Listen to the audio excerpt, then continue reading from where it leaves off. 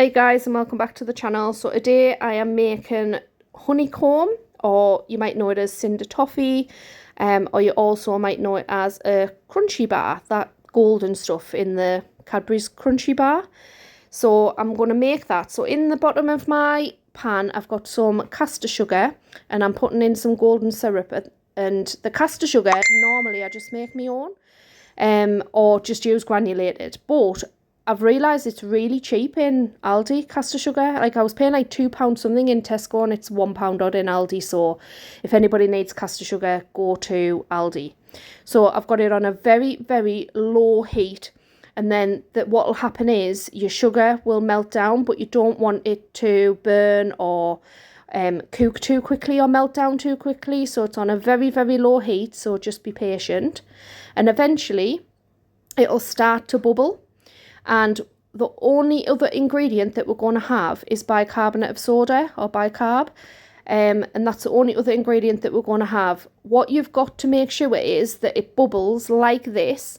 And when you stir, those bubbles come back straight away. And that's how you know it's hot enough. You can use a thermometer, and the recommended thermometer mark is like 150 degrees. But this is how I do it. So I just do it like this, and then when you're stirring or you're whisking, right, excuse me whisk, I must be heavy-handed because every handle falls off my stuff, right? You just need to whisk it like that, and whisk it for about 4, 5, 6 seconds or so. Just keep whisking it, like I say, for about 6 seconds. And once it starts to froth up like that, very, very carefully, mind, because this is absolutely red hot, pour that into just a lined baking tin. So this is just my 8-inch cake tin I've lined, and it's very important that you line it because it's quite sticky with the bean sugar.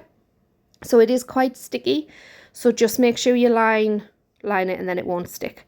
And then you're just going to literally leave it for a good couple of hours, and it'll settle down and it'll harden, but it will take a good couple of hours. So this is the crunchy honeycomb cinder toffee. I think it's got a lot of different names. So what I did do, as you've seen, I put it in a lined tin, and then I've taken it out of the lined tin this morning, and I peeled the bottom off, and then I put it on the kitchen border here, and it stuck to the bottom. So always, honestly, always keep your parchment paper on the bottom, so you can see there it's cracked a little bit. So I'm just going to cut it. Right, so I've got my knife, and I'm just gonna cut this. So you can, I hope you can hear it's like crunching as it's supposed to. And there you go. So I'm just gonna cut it, but like I say, keep it on there because the bottom is sticky and it will sort of stick to whatever you're putting it on. So I have to like prise it off the board. So these are just going to be like sort of chunks or shards, whatever you want to call them. And I'm just going to dip and coat them in some chocolate. So this here can have a multitude of uses. You can just pop it in a bag, a bit like what Meghan Markle does, you know, with a bow on, and you can give it out as gifts. Or what I'm going to do with some of this is I'm going to coat it in chocolate, and I'm going to make some crunchy ice cream or honeycomb ice cream. So you can hear and that's what you want.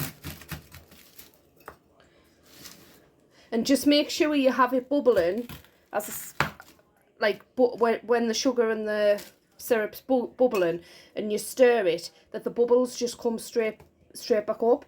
And when you're whisking, as I'll say, I'm going to do a voiceover on the other one.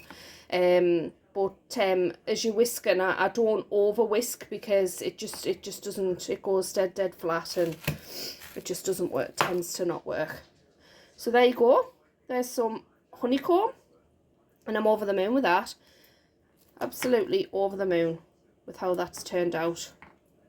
So we'll get some chocolate melted, and we'll get it coated in some chocolate. And how you melt your chocolate's entirely up to you. I just do mine over like a hob, like a bowl of oh my god, I can't even speak, it's too early this morning. A bowl, not a bowl, I want a pan of hot water and a bowl over the top of it and just let it simmer away. So that's how I melt mine. Or you can do it on short bursts in the microwave. But so far, so good. So I've got my melted chocolate. So you can use any chocolate you want. You can use Cadbury's, you can use Cheapy, whatever chocolate you want to use. If you have a preference. You can just dunk half of these if you want. And just have them topped. Like that. If you want. Or you can do the whole thing. So you can just cover it. And you can have the whole thing in chocolate. Just want to grab a fork, so get it out of your bowl with a fork and just put it on some greaseproof paper and that'll set. So it's entirely up to you what you want to do and how you want to decorate them depending on what you're going to use them for. So this is just on a cooling rack and then on some parchment paper. So I'm just going to crack on and get the rest done. So there we go. So I've just coated these for now. And then I've kept this one plain. So I'm just going to leave these to dry and to set. And then they'll be done. It's the crunchie. And that's in the chocolate. So that's it, more or less dry. Still a little bit tacky. So I'm going to do a bit of a taste test. There you go. Like a proper little crunchy bar. Gorgeous. I'm supposed to be on diet, so I'll have to spit that out. But yeah, no, it's really, really nice. So yeah, hope you give it a go.